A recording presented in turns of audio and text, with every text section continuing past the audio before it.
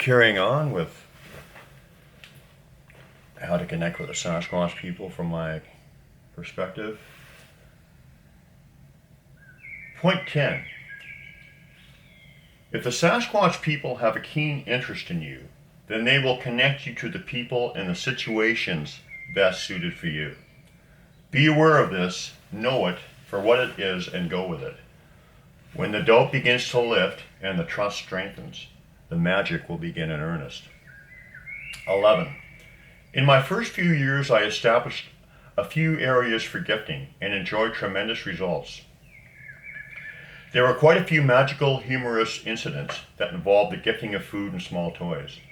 It was during these years of regular gifting that I discovered their penchant for fairness and sharing.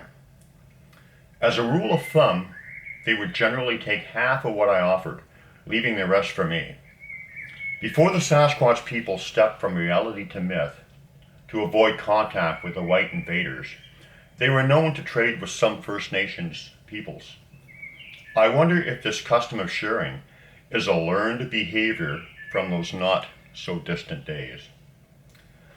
I suggest that you establish your own gifting area in a place far removed from human traffic.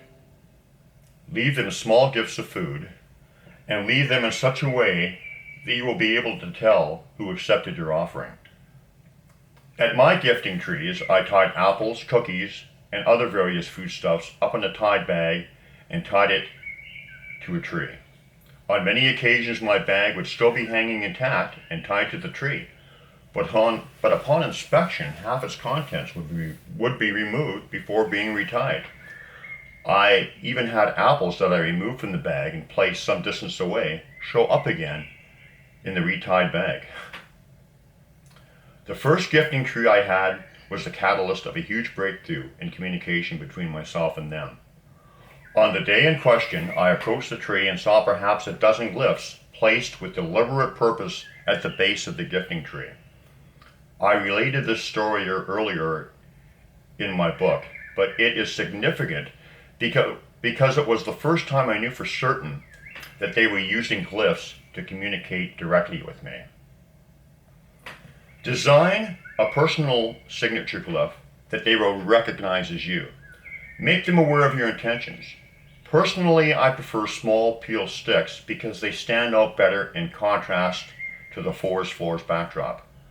Your intentions are more important than creative beauty, and what you design is only important in context to them recognizing it as you. Do not be surprised if they start to change it around or interact with you through a glyph response. Pay close attention.